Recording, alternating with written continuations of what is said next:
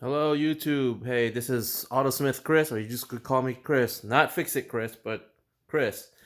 Well, I just bought this Kobalt 2-stage, 60-gallon, 175 psi compressor.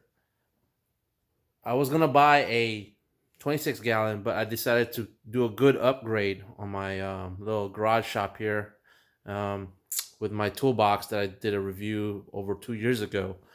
Apologize for the mess, but I got a lot of projects going on, rebuilding a turbo. But let's go back to our 60-gallon air compressor from Kobalt. Actually, this Kobalt is a rebranded version of the Campbell Hausfeld. So what you're actually buying is a Campbell Hausfeld rebranded as a Kobalt. Everything from the pump to the motor is from Campbell Hausfeld. I wired it with 12 by 2 wire, and I also have a dedicated outlet when I built this house right down here with its plug. I'll probably add an additional switch because I don't want to keep messing up with the switch.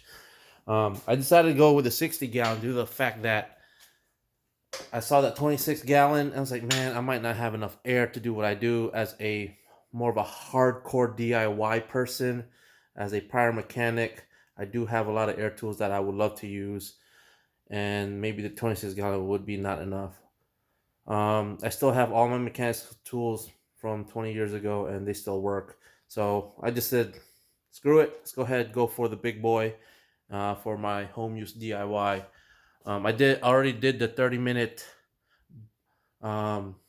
break-in period. All it says to do is to turn it on.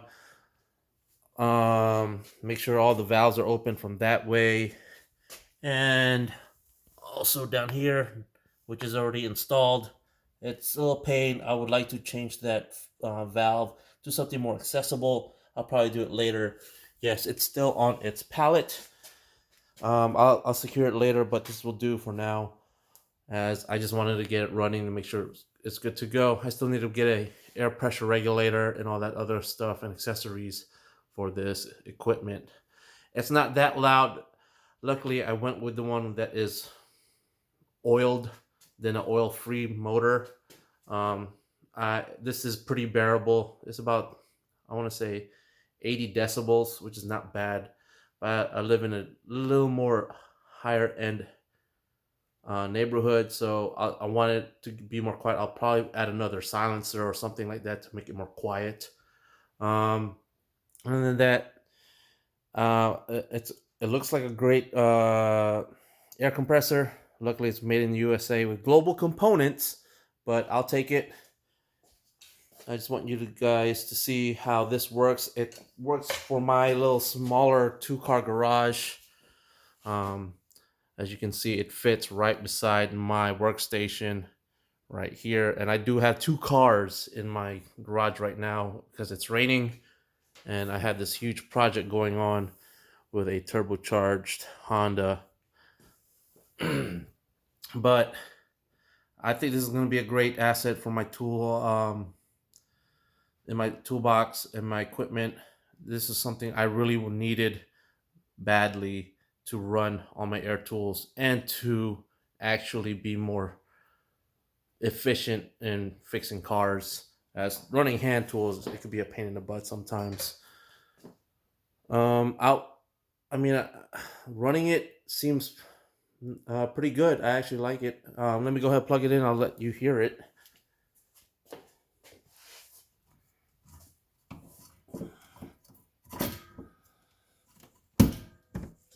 And that's the plug. I'll go ahead and put a link for that plug. This is one of the older school 240 outlet plugs, and I bought this wire from Lowe's also.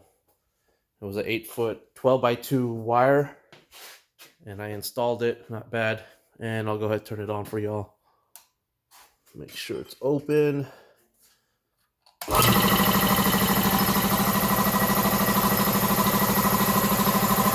If you are able to hear me right now, I'm talking into the same type of loudness that I was talking to you prior to the air compressor coming on.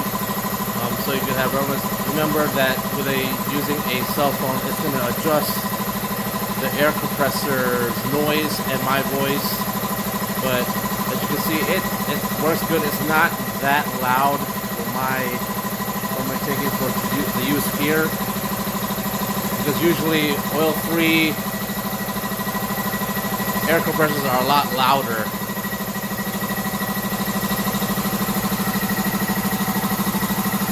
I'll probably make another video of this 60-gallon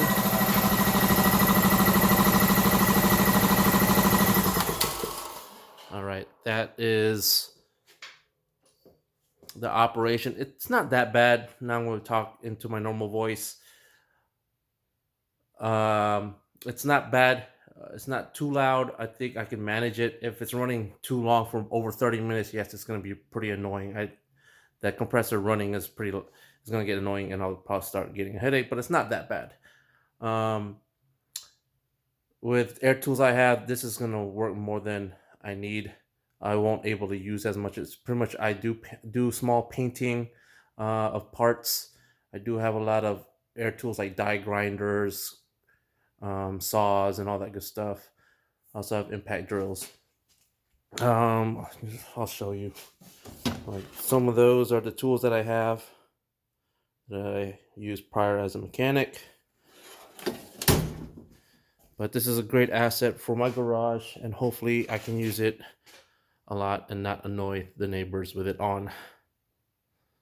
Well, thanks for viewing my videos. If you need to see any more of these of this compressor, we'll try to make another video of it when I use it. Right now I just got it delivered 2-3 days ago, and I started setting it up. It's just me, so it's kind of hard to take it off the pallet by myself. I'll probably use that engine stand to take it off later. Hope to see you in the next video where I'm actually using it and running it with my tools. Look, I did make this choice, as the 26-gallon compressor is not going to work for me, as I'm more of a hardcore DIY person than your normal weekend warrior type of person. So this may be part of the niche that they were trying to look for, as I am that part of the niche. So YouTube, I'll see you again, and I'll show you when I'm starting using tools with this air compressor. I'll see you later.